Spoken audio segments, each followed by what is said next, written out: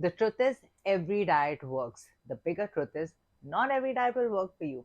Hi, I'm Amara Shak. I'm not an influencer. I have tried every commercial diet out there, from the GM to the Atkins to keto to the maple syrup, lemon detox, you name it, and I've done it. Here's what I've learned after failing for 15 years, losing 60 kg, and keeping it off for 10 years. Here are the 6 signs that you're probably on the wrong diet, and my 5 tips to choosing the right diet. Sign number one that you're on the wrong diet: a celebrity is endorsing that. Listen, dude, what works for a celebrity may work for you if you're living the same lifestyle. And yeah, honestly, celebrities are not 100% honest. It's not just broccoli, chicken, and rice. It's diet stuff, it's medicinal stuff, it's surgical stuff, it's stuff. I'm not saying that a celebrity's diet cannot work for you, but I'm saying not only will it be extremely difficult, but it's also not sustainable. And it makes sense. Celebs have to put in way too much effort into their appearance because their livelihood depends on it. And also, they have like an army of chefs and trainers and the best coaches out there, right? So, probably what a celebrity is endorsing is not right for you, even if they're following it themselves, because in the longer run, it's going to get very difficult for you to follow it and it may not be sustainable.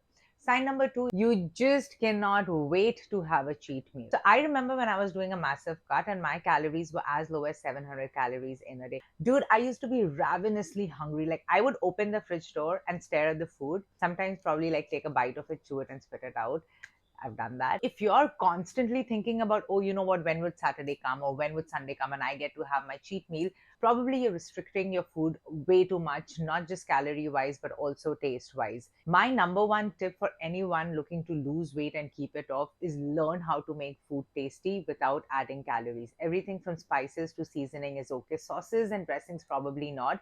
And learn how you can find healthier alternatives to your high calorie fun foods. This will go a long way in diet adherence. Sign number three, you're on the wrong diet. You're tired all the time. If you've started a new diet and then you wake up in the morning and you feel tired and fatigued, dude, get off that diet. It's not right for you. When I was doing my cut and I was eating very low calories and doing cardio and doing my weight training, I used to be irritated, I used to be hungry, and I used to be tired all the time. But that was the demand of the profession. If you're a new diet to lose the weight, one of the signs that that diet is working for you is if your energy levels are high. The other reason this could happen is because while you're eating in a calorie deficit, you are eating calorie dense but nutrient barren food. What do I mean by that? And I have clients who do this, eating just one time in a day, which is the omadic eating style. But that one meal would be like burgers, pizza, fries. So while they're still in a calorie deficit, they're not getting the right macro and micronutrient. Also, one of the reasons why people feel tired on a new diet is if they cut out one complete macro group, right? So if you've decided to completely cut out carbs, then you're going to get something which is called the keto flu, which typically passes in 10 to 14 days. But then those 10 to 14 days, you'll probably get headache, you'll even run a temperature, you'll be irritated, you'll be tired. So that could also be one of the reasons. If you think keto works for you, well and good, just brave through the 10, 14 days. And if that's the diet for you, if that's the diet that you can see yourself doing for life, by all means, go for it.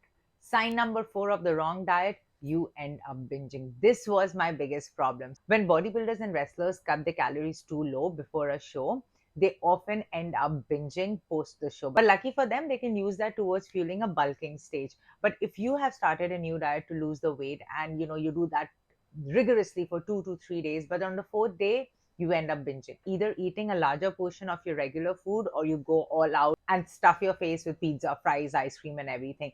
So this means that the diet you're on is extremely restrictive and it is not leaving room for your fun food to have. Also, when you restrict yourself, right? So you're like, oh, I'm not going to eat this because this is bad food.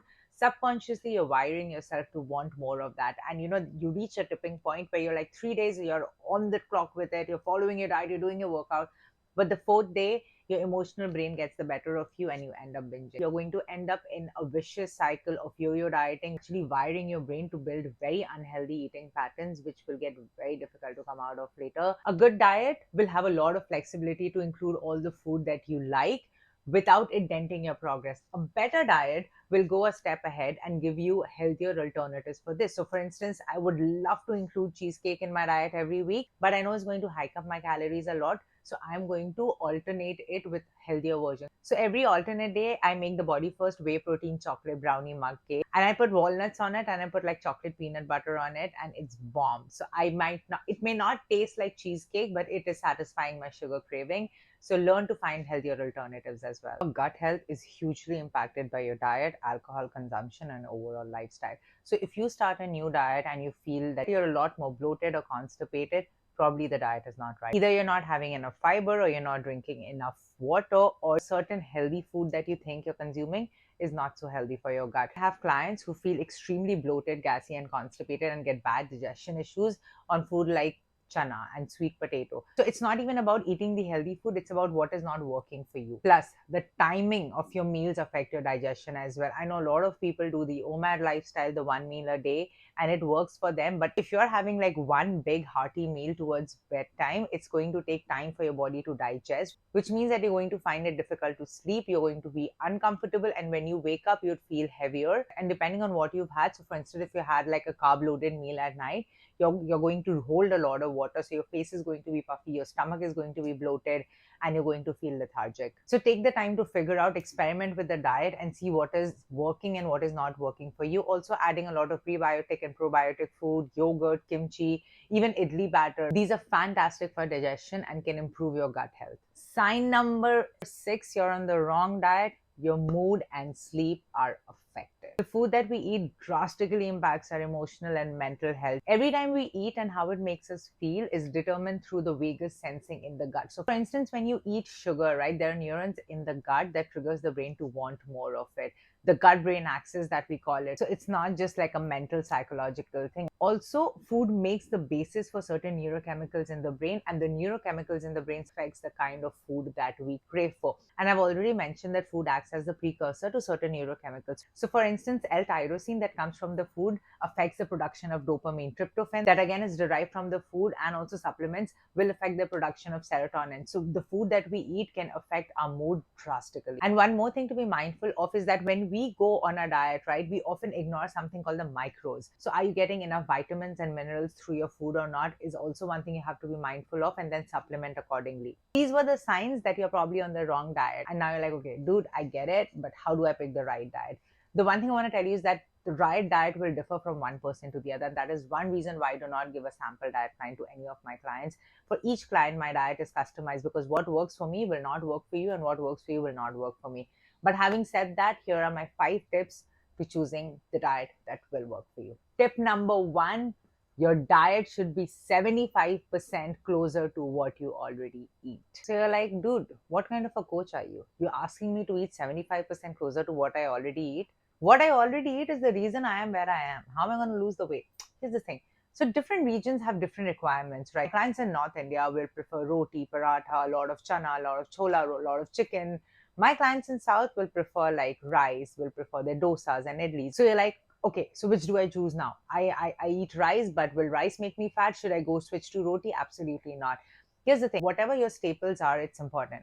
Unless you're like me from 10 years ago and your staple is KFC pizza and a 2-liter bottle of soda, you're okay where you are right now. So the biggest problem I see with people trying to lose weight is that they do the complete opposite of what they're eating, right? So they go from eating like rice and roti to quinoa and kale. Dude, why would you do that? Audit your diet, understand your staples, find your TDEE, understand what deficit that you need to make, and then choose from your staples. So if you're having 3 roti, probably cut it down to 2. If you have like butter chicken, maybe have like grilled chicken. So whatever you're used to having, take that as the ingredient and try to make it healthier. If you're going to make a sudden change and do like a 180 change to your diet, it's going to get overwhelming for you. Plus, your palate takes time to adjust, right? Even now, when I'm like really hungry, I would crave for my grilled chicken. I would crave for my salad. And that's how I know that my palate has changed. And I might have my pizzas and biryanis like once in a while, but that is my staple now.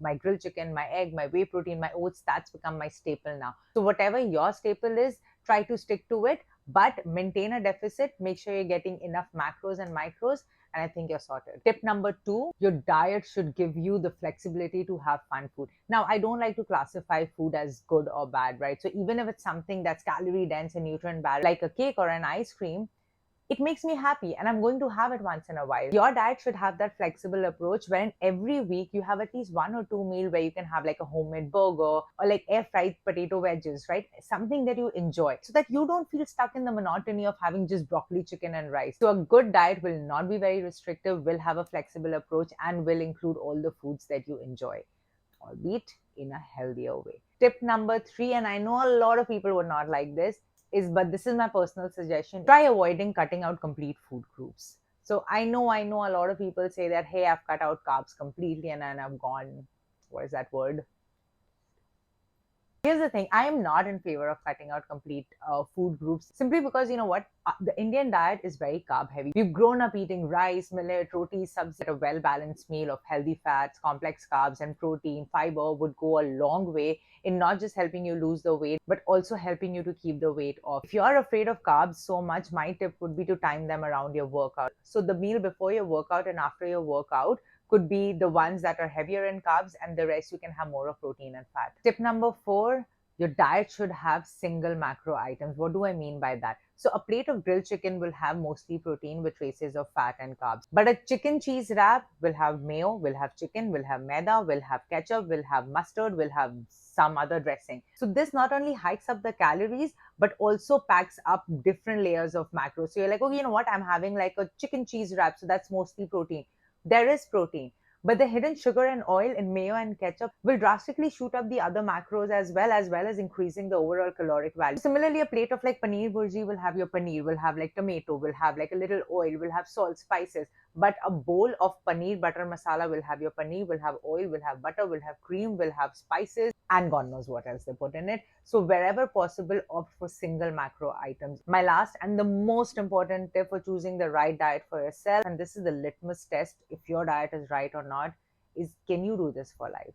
We talk about sustainability, but if you're on a diet that you don't like, that's not working for your body, that's giving you digestion issues, it's making you hungrier, moody, not the right one for you. And that's not something you can do for life. So it's best when you're deciding which diet to follow, ask yourself, is this something I can do for life? If not, not the right diet. If yes, good luck to you. I hope this video inspired you to start your own transformation journey. And if you want to reach out to me, connect with me, all the information is in the comment section.